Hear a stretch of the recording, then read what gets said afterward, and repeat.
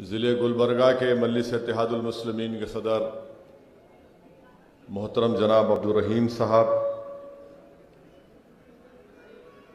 बसवा कल्याण के असम्बली के ज़मनी इंतखाबात के मजलिस इत्तेहादुल मुस्लिमीन के उम्मीदवार मोहतरम जनाब बाबा चौधरी साहब, शहनशीन बतशरीफ़ फरमा गुलबर्गा नॉर्थ के मजलिस इत्तेहादुल मुस्लिमीन के उम्मीदवार मोहतरम जनाब इलियास बागवान साहब, अमीरुद्दीन चौधरी साहब, शोलापुर महाराष्ट्र के मजलिस इत्तेहादुल मुस्लिमीन के सदर मेरे भाई जनाब फारूक शाबदी साहब, मजलिस इत्तेहादुल मुस्लिमीन के मरकज़ी अब्ज़वर वो साबिक़ा रुकने बल्दिया मोहतरम जनाब समद अब्दाद साहब, कर्नाटका के मजलिस इत्तेहादुल मुस्लिमीन के सदर मोहतरम जनाब उस्मान गनी साहब, ज़हीराबाद के मजलिस इत्तेहादुल मुस्लिमीन के सदर मेरे मजलिसी रुफ़क़ा, मोअज़्ज़िज़ हाज़रीन इकराम, मेरे गयूर नौजवान साथियों, मैं आप तमाम का बेहद शुक्रिया अदा करता हूं कि आपने अपना कीमती वक्त निकाल कर आज के इस इंतखाबी जलसे में शिरकत की। दूसरी अहम बात मैं आपको बताना चाहूँगा कि इंशाअल्लाह ताला ये पहला जलसा है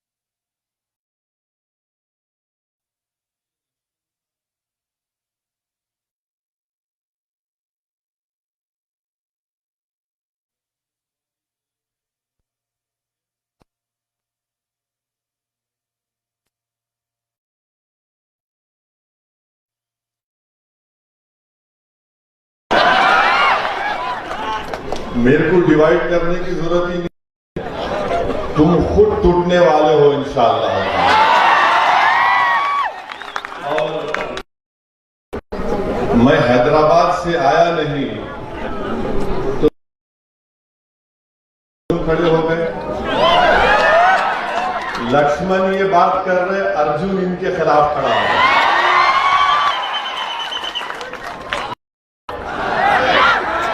लक्ष्मण एक बात बोल रहे, अर्जुन एक बात बोल रहे। कर्नाटका के चीफ मिनिस्टर का नाम क्या है? येदियुरप्पा, उनके खिलाफ उनका मिनिस्टर गवर्नर के पास जाके, क्या नाम है मिनिस्टर का, ईश्वरप्पा, येदियुरप्पा, ईश्वरप्पा जाकर गवर्नर को बोल रहे, इन्हों मेरे को कुछ नहीं दे रहे, इन्हों खुद अपने ऑफिस में बैठ के 650 करोड़ का सैंक्शन कर लिए। ये अजान हो गई।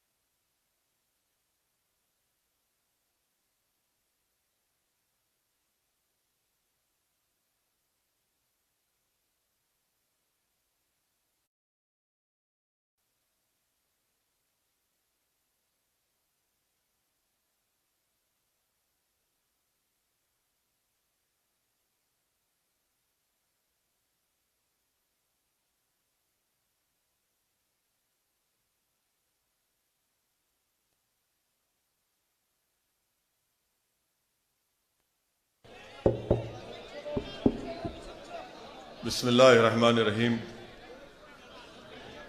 एक अज़ा के लिए हम वक्फा दिए थे, मैं अपनी बात को जारी रखूंगा। मैं आपके सामने अर्ज कर रहा था कि मजलिस इत्तेहादुल मुस्लिमीन के ऐलान के बाद कि हम बसवा कल्याण के ज़मीनी इंतखाबात में लड़ेंगे, अल्लाह के फजलो करम से दूल्हे भाई के आने से पहले बारात का जिक्र शुरू हो गया। मैं बीजेपी के लोगों से पूछ रहा हूं, भाई साहब, ये ईश्वरप्पा येदियुरप्पा का झगड़ा कैसे हुआ? मेरे नाम पे हुआ या 650 करोड़ के सैंक्शन पे हुआ? इन दोनों को मलाई नहीं मिली तो मेरे तरफ देख रहे। आप खुद देख लीजिए, बीजेपी में खुद अल्लाह के फजलो करम से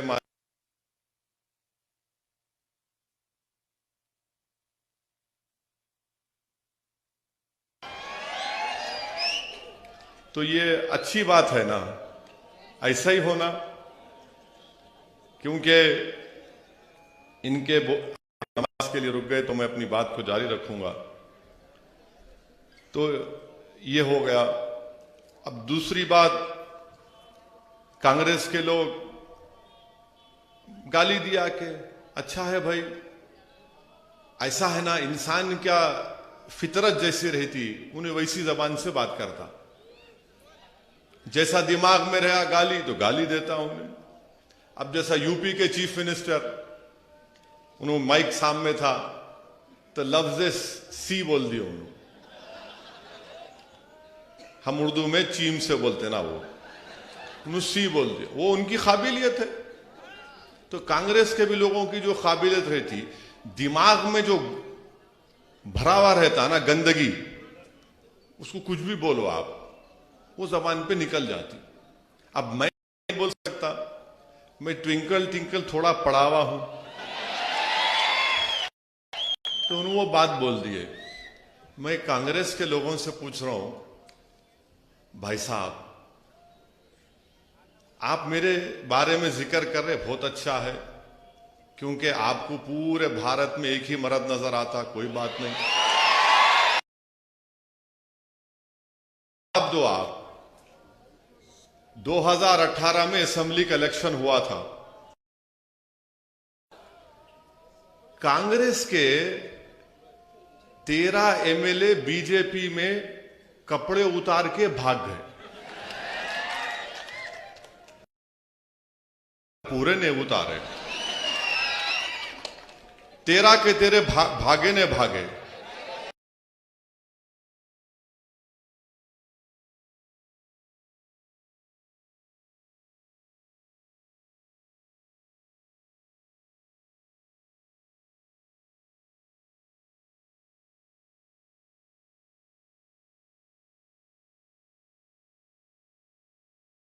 अरे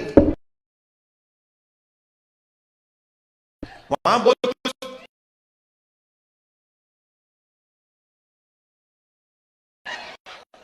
मस्जिद के बीजेपी में चले गए, अब इसके बारे में कोई बात नहीं करते। और फिर कांग्रेस पार्टी में भी दो ग्रुप है, इन्हों आके बोल रहे कांग्रेस, इन्हों आके वोट डिवाइड कर रहे, बी टीम है, फुला है, ये है। एक बात तो सच है, कांग्रेस में भी दो ग्रुप है, एक डीके का, एक सिद्धारामैया का, है ही नहीं है, खुली बात है ना, एक डीके का ग्रुप का, एक सिद्धारामैया ग्रुप का।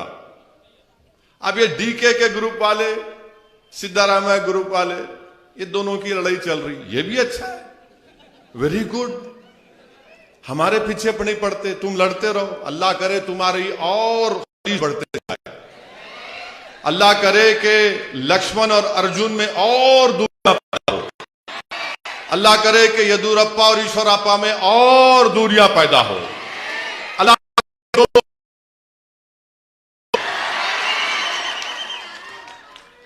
आप आमीन तो बोल सकते हैं ना, बोलो, इसमें कोई तकलीफ नहीं है।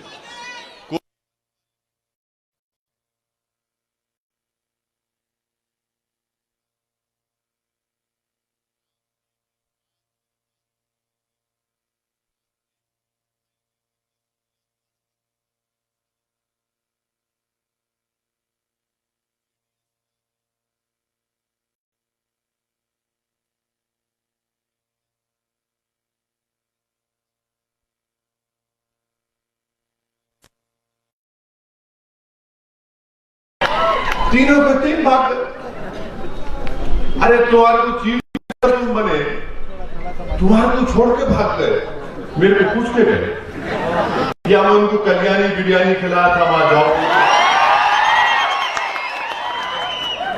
गए नहीं गए, तीन गए नहीं गए,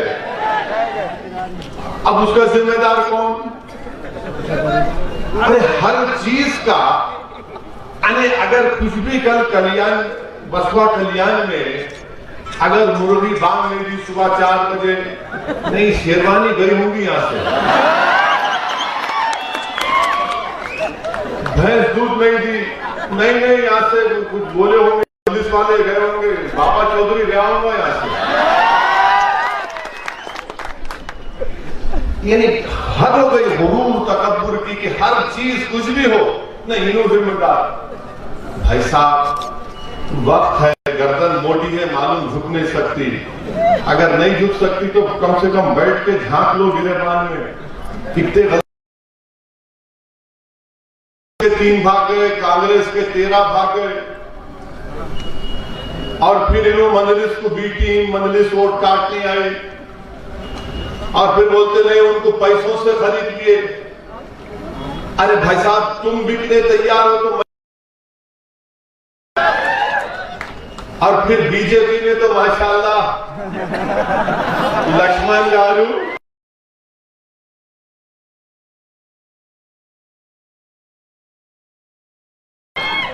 सीडी देखे क्या? सीडी मालूम ना सीडी क्या है? तू देखना नहीं है, गंदगी है, आंख का गुनाह भी होता नहीं देखना, मगर सीडी है। लक्ष्मण गारू हाँ। अब ये सब कि हमारे असल किस्सा क्या है, तकलीफ क्या है, मैं आपको बोलता हूं। तकलीफ ये है कि मजलिस इत्तेहादुल मुस्लिमीन का इलेक्शन लड़ना इनके लिए बड़ा तकलीफ दे है।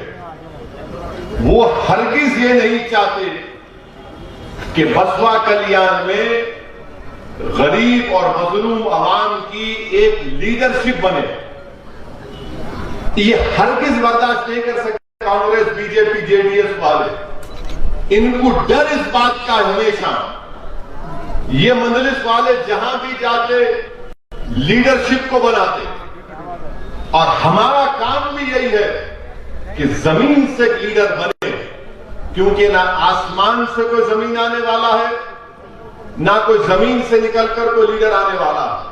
लीडर आपके दरमियान कोई बनेगा, और वो बनेगा इंशाअल्लाह ताला।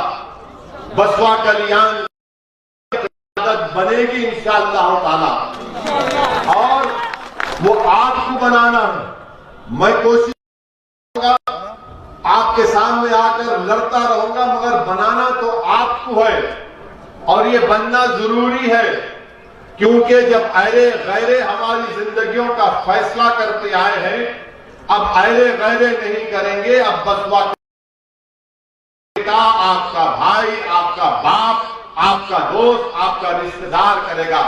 ये इनको तकलीफ होती है कि ये क्या हुआ। इनका जेडीएस का, बीजेपी का, कि इनको कभी भी इनकी लीडरशिप बनने मत दो। इनको मोहताज के रखो, हमारा इनको मोहताज बना के रखो, इनको हमारा डर इनके दिलों में बिठा के रखो, इनको खौफ दिलाओ, इनको नाउम्मीद कर दो, इनमें कभी जुस्तजू करने की सकत पैदा ना हो सके, इनमें हरकत करने की कैफियत पैदा ना हो, ये इनकी कोशिश है। और मैं, अल्लाह मुझे जब तक जिंदा रखेगा, मैं इंशाअल्लाह ताला आपसे वादा कर रहा हूं कि कश्मीर से कन्याकुमारी तक असदुद्दीन ओवैसी और मेरे तमाम मजलिस रुफ़क़ा इस वतन अजीज में मजलूम अवाम की एक नई लीडरशिप को पैदा करेंगे। जब तक जिंदा रहेंगे क़यादत को बनाएंगे और बनाकर जाएंगे इंशाअल्लाह। आप ये देखो, हम बंगाल में इलेक्शन लड़ रहे हैं, 6 या 7 सीट लड़ रहे हैं वहां पर, 7 सीट। इतनी तकलीफ, इतनी तकलीफ। एक से एक लारी चलाने वाले, कॉन्ट्रैक्टर, ट्रेलर, बैटरी का चार्ज करने वाले, सब पूरा इंजन खोल के रख देते यहाँ पर। तो इस वास्ते तकरीर का आगाज भी इंजन को खोला था, खाली इंजन को खोला, अभी पूरा उतारा नहीं, उसको खोला था, बानर उठा के खाली दिखाया। मेरे को भी थोड़ा आता गाड़ी का काम, सियासी गाड़ी का काम। आप असल गाड़ी चलाने वाले हैं, और इंशाअल्लाह ताला मुझे यकीन है कि बसवा कल्याण में आप एक नई तारीख को रकम करेंगे इंशाअल्लाह ताला।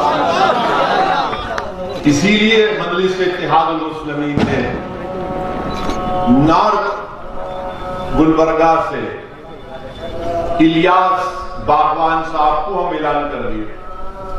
लोग बोले अरे भी इलेक्शन को 2 साल है, 1.5 साल है, ऐलान कर दिए कहती जल्दी। मेरा शादी की तारीख निस्बत से दूल्हे को तय करते नहीं करते, दूल्हा बोले बात तो पक्की कर लो, रुखा बाद में छपाएंगे बली। तो हम भी इलियास बागवान से साहब को अपना कैंडिडेट डिक्लेयर कर दिए। और हमने ये इसलिए किया कि बहुत से लोगों में ये गलत फहमी है कि 5 साल पहले मजलिस इत्तेहादुल मुस्लिमीन जब इलेक्शन नहीं लड़ी तो लोग ये बोल रहे हैं नहीं अब के बार भी मजलिस वाले नहीं लड़ते इलेक्शन, 5 साल पहले भी नहीं लड़े थे।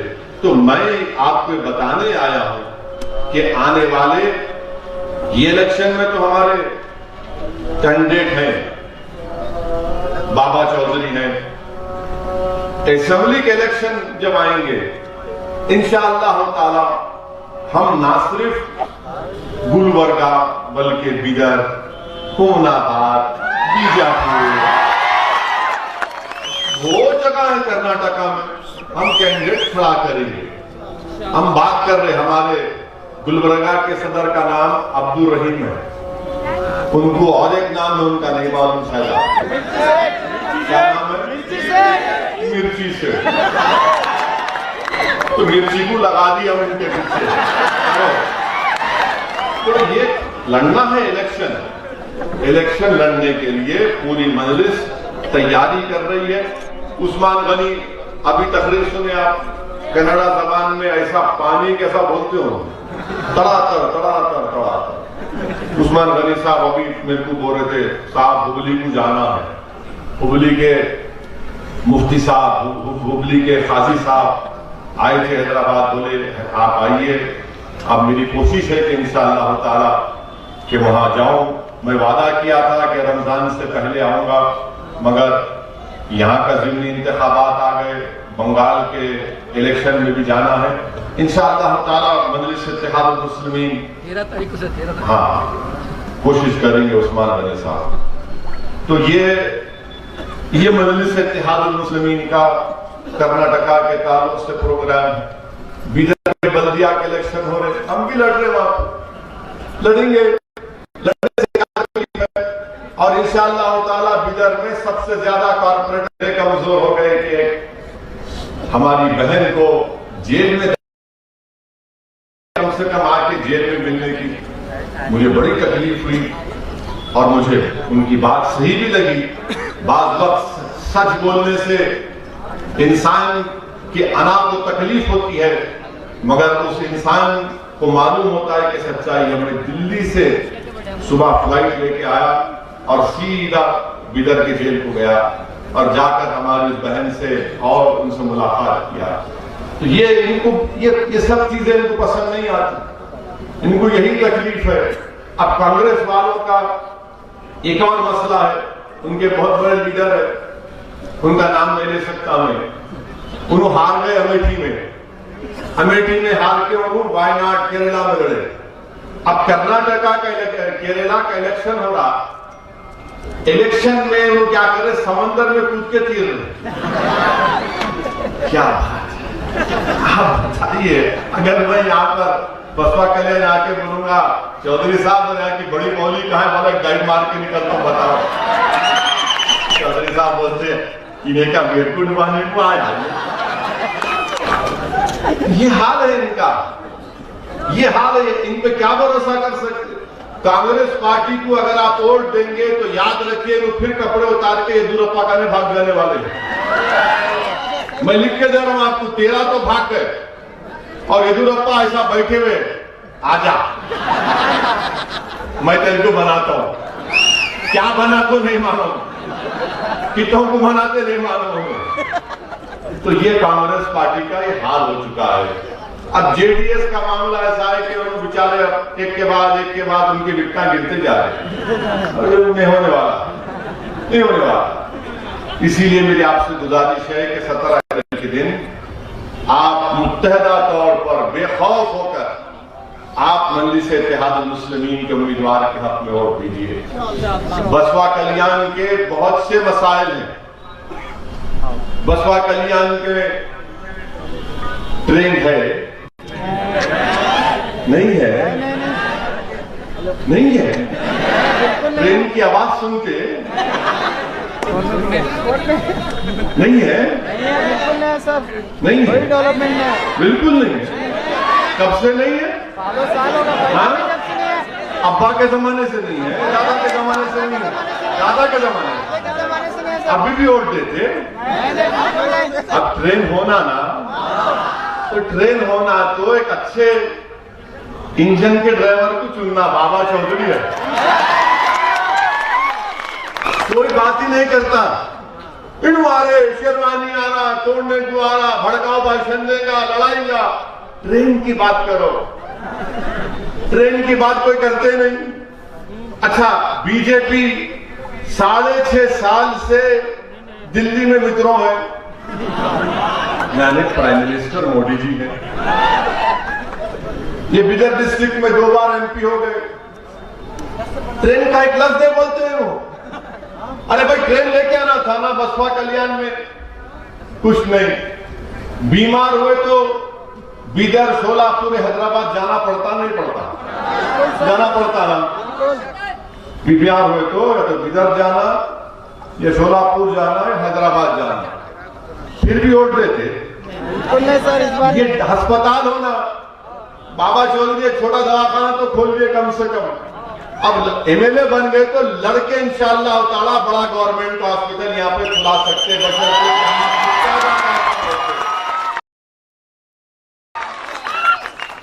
तीसरी बात, आपको यहाँ पे हमारे फर्स्ट ग्रेड कॉलेज के स्टूडेंट्स हैं, बस है जाने की, बच्चों को पढ़ाने के लिए बस तो होना ना, गरीब आदमी को बस तो होना ना। ये बात ही नहीं करेंगे, कोई बात नहीं करेंगे, खाली इन्हों लैला के बारे में बात करते। तो मेरी लैला आई देखो। अरे मेरे प्यारो, मेरी मोहब्बत में तुम मर जाओगे इंशाल्लाह, मुझे मारो, मगर बसवा कल्याण के लोगों को तकलीफ दे रहे। आप कम से कम बस तो डालते ताकि ये फर्स्ट ग्रेड के हमारे बच्चे बच्चियां स्कूल को, कॉलेज को जा सके। अच्छा, यहाँ पर पीने के पानी का भी इंतजाम नहीं, खाली थोड़े घरों को आता पीने का पानी। ये आपके बुनियादी मसाइल है।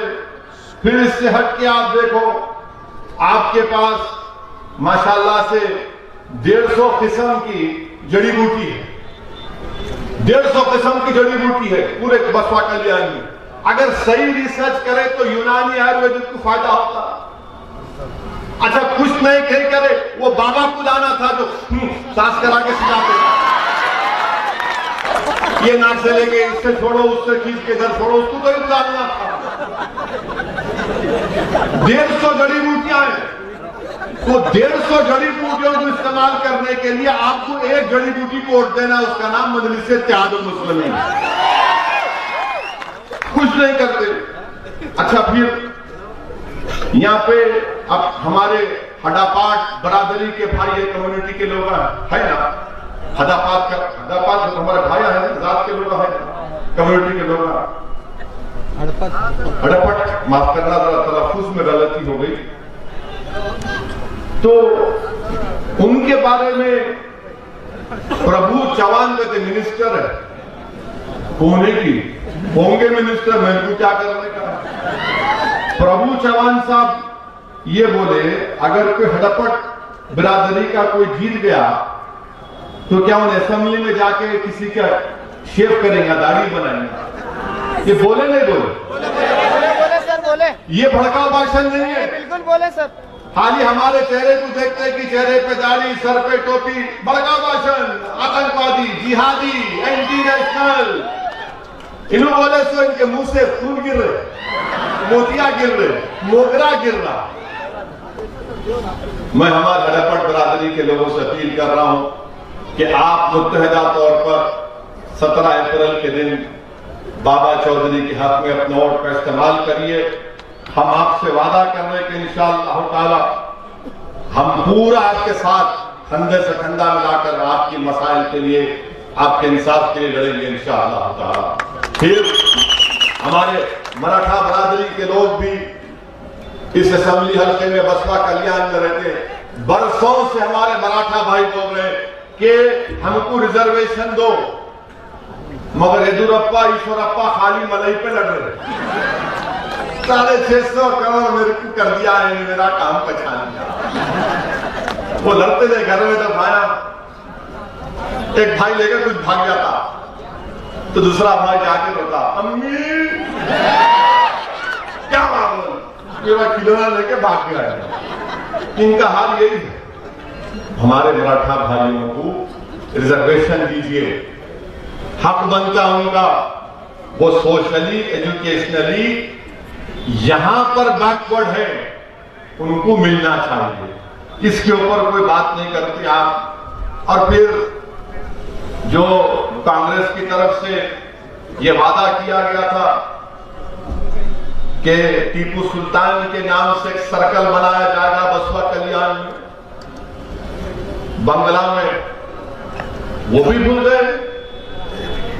आप क्यों नहीं बनाते भाई? हम आपसे वादा कर रहे हैं कि इंशाअल्लाह ताला आप बसपा कल्याण से, आप यहां से हमारे कैंडिडेट को कामयाब करिए। हम ना सिर्फ टीपू सुल्तान सर्कल के नाम से खीर बनाएंगे, बल्कि झांसी की रानी का भी नाम रखेंगे इंशाअल्लाह। ये भी नहीं करते।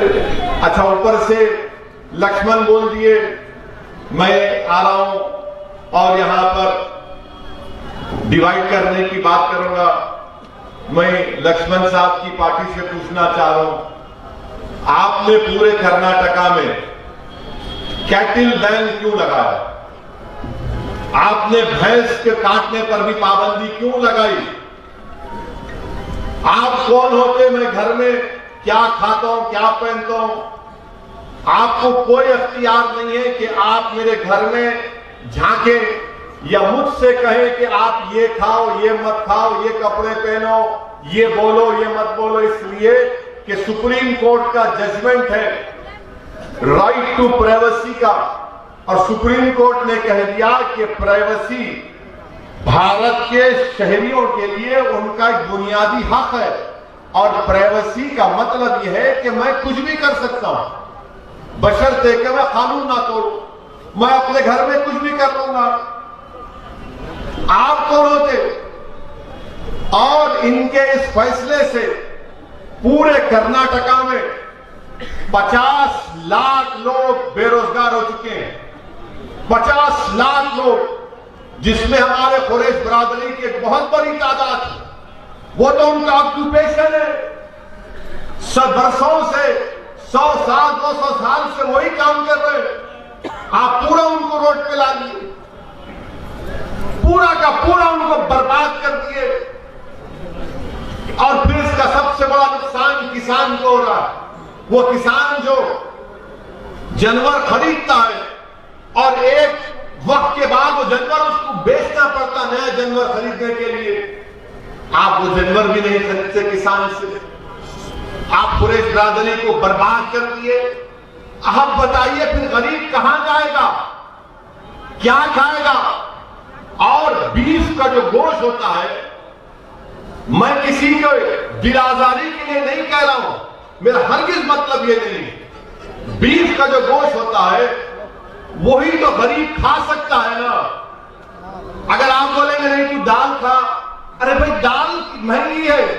भारत का जो गरीब है, चाहे वो मुसलमान हो, दलित हो, आदिवासी हो, हमारे हिंदू भाइयों भी गरीब है, वो क्या खाएंगे फिर?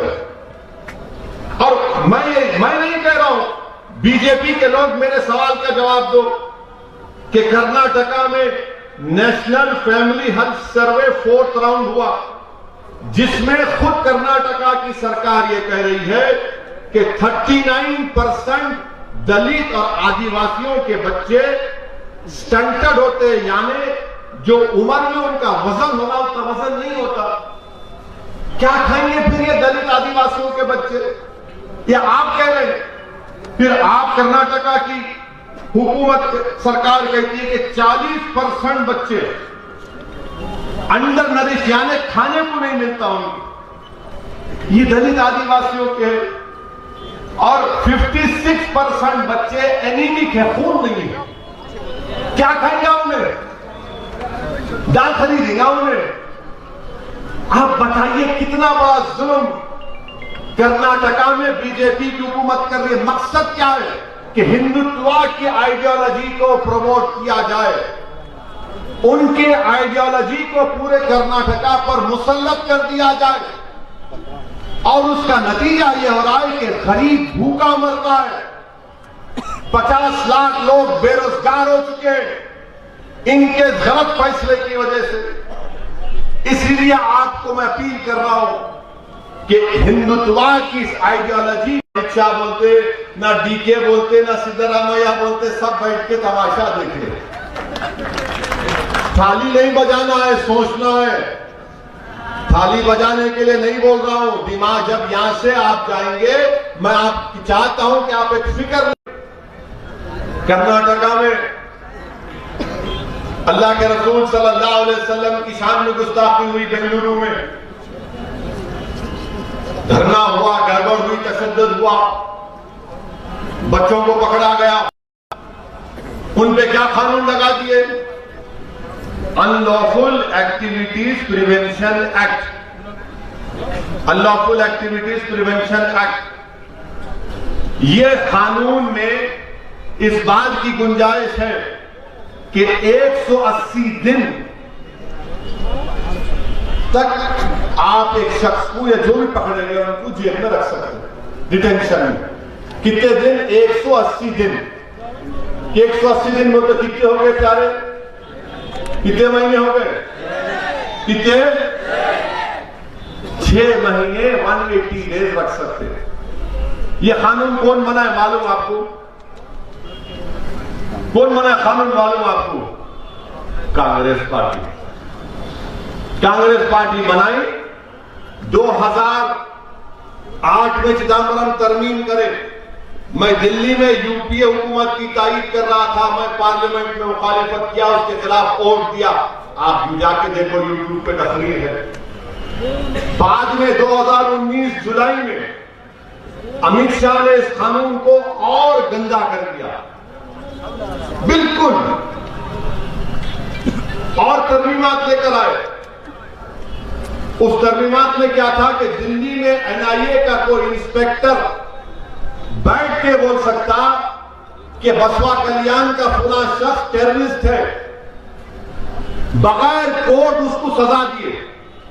कोर्ट किसी को सजा दिए तो बोल सकते हो भाई कोर्ट सजा दी, मुजरिम है। एनआईए का इंस्पेक्टर बैठ के एक बोल देगा फरमान कि फुला जैद बकर टेररिस्ट है बसवा कल्याण का। और अच्छा, दूसरा क्या किया कानून में?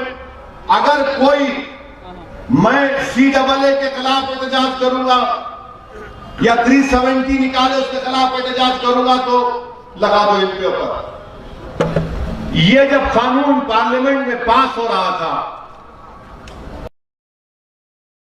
तरफ से मैं और हमारे साथी इम्तियाज जलील साहब इसकी मुखालिफत करे, इसके खिलाफ वोट दिए, और मैंने अपनी पार्लियामेंट की तकरीर में पूरे कांग्रेस के बैठे थे 55 MP शायद उनकी, मैंने कहा कि ये तुम लोगों की गलती है, तुमने ये कानून बना और आज तुम यहां पर मोदी अमित शाह की तारीफ कर रहे हो। मैंने पार्लियामेंट में कहा कि अल्लाह ने चाहा तो इंशाअल्लाह ताला तुम्हारे बड़े बड़े लीडर 1-1 साल, 2-2 साल, 4-4 साल जेल में जब सड़ के आएंगे, तुमको गरीबों की तकलीफ मालूम होगी। तो पूरे कांग्रेस वाले खड़े हो गए, तो ऐसा बोले हमारे को, क्यों बोले हमको? बोला क्यों, तुम क्या दूध के झूले में हैं?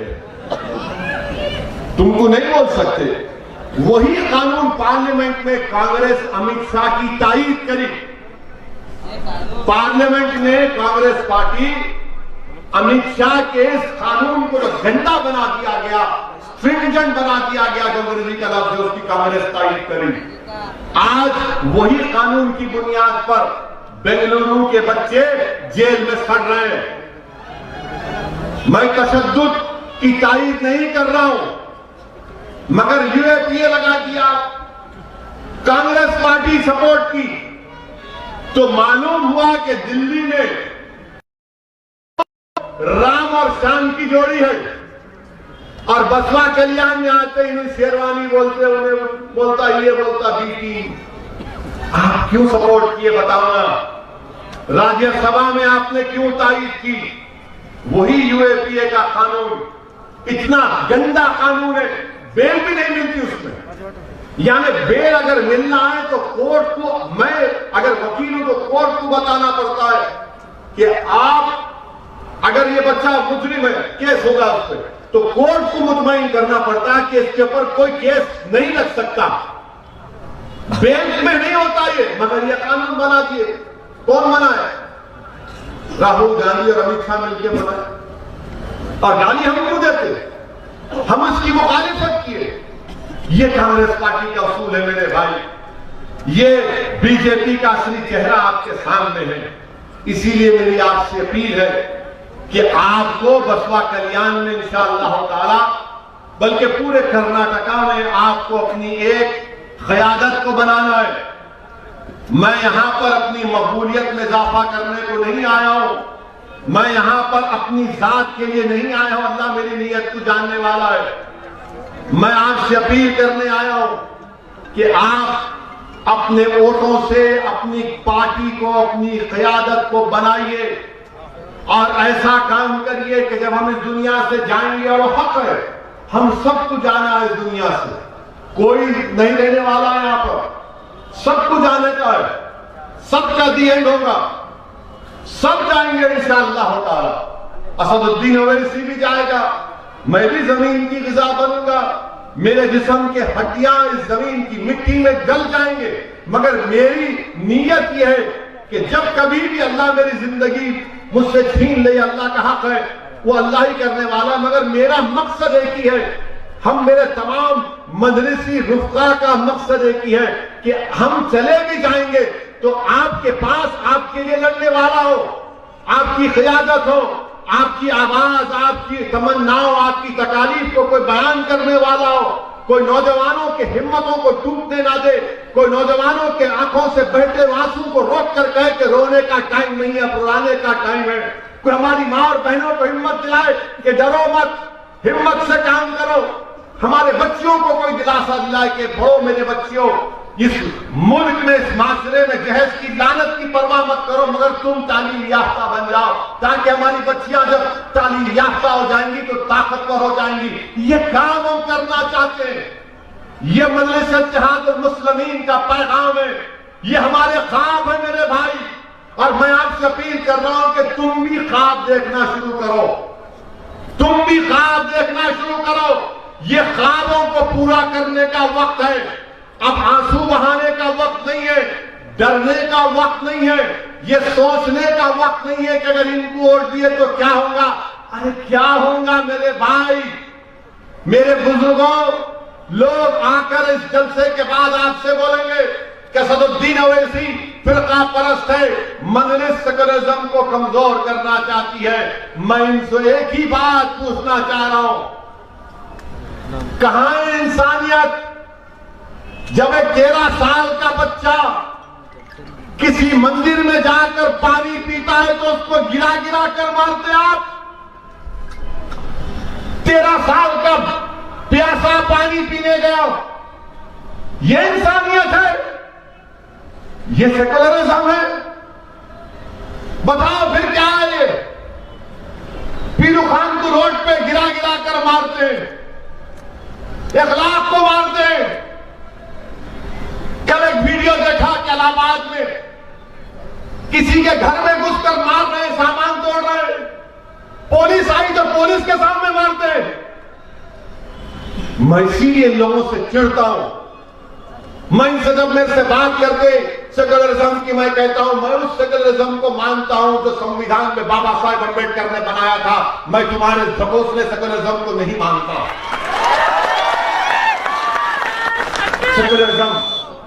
सेकुलरिज्म के नाम पे आके डराएंगे, डरा के वोट हासिल करेंगे, डराकर हमको वोट देंगे। नहीं नहीं, अगर आप नहीं दिए तो उन्होंने आ जाते। अरे तुमको दिए थे ना, तुम्हारे 13 भाग गए उसके पास, तुमको ही दिए थे ना। तुम्हारे तेरा का तेरा भाग गए मोदी के पास चाय पीने। हम तो बोल रहे थे मत भागो, कल्याणी बिरयानी खिलाएंगे, मगर तुम चाय के ऊपर भाग गए। क्या बोल सकते। इसीलिए मेरे अजीज दोस्तों और बुजुर्गों, मेरी आपसे नम्र गुजारिश है कि हमको अपने सिलेक्शन में जमहूरी तरीके से अदल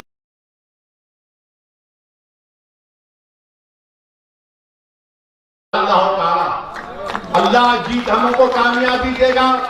अल्लाह के बारगाह में सजदा करेंगे, अल्लाह कुछ और नतीजा देगा, तब भी हम कहेंगे अल्हम्दुलिल्लाह अल्हम्दुलिल्लाह। मगर हम लड़ते रहेंगे, हम लड़ते रहेंगे, पीछे नहीं हटने वाले हैं। दुनिया में तुम कितनी बातें बोल सकते, बोल लो मेरे बारे में। तुम बी टीम बोलो, ए टीम बोलो, ये पैसों के नाम पे फुला क्या क्या बोल सकते बोल लो, मगर मैं जानता हूं कि मैं तुम्हारे